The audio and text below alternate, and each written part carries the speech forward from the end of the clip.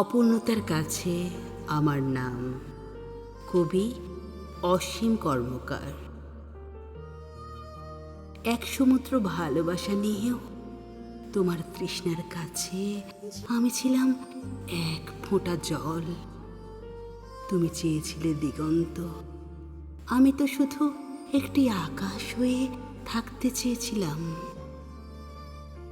আজও ভাবি আমার কোথায় এত অভাব ছিল, কোন শূন্যতা তোমাকে অন্য আলোয় আশ্রয় খুঁজতে শিখিয়েছিল।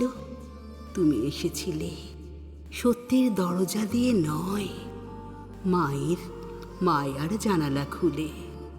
তাই হয়তো বিদায়টাও সত্য হলো না, রয়ে গেল শুধু মিথ্যার দীর্ঘ প্রতিধ্বনি।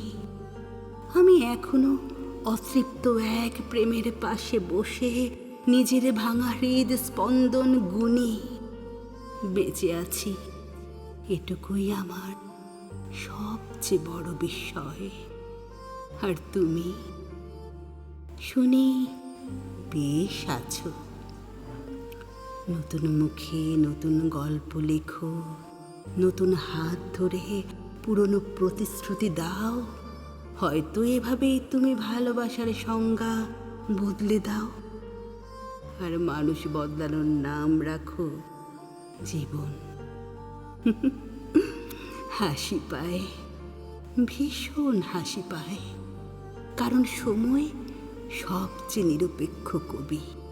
সে কারো পক্ষ নেয় না, শুধু হিসেব রেখে দেয়।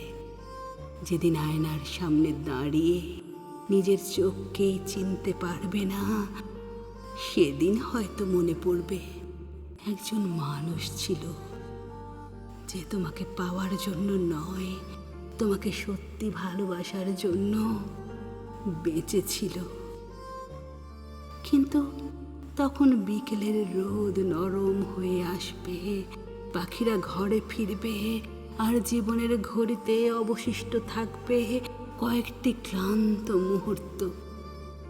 সেদিন যদি ফিরে আসতেও চাও, দেখবে আমি নেই, থাকবে শুধু কিছু নীরব শব্দ, একটু শুকিয়ে যাওয়া অপেক্ষা, আর একটি কবিতা যেখানে লেখা থাকবে সবচেয়ে গভীর ভালোবাসাগুলো কখনো জিতে যায় না,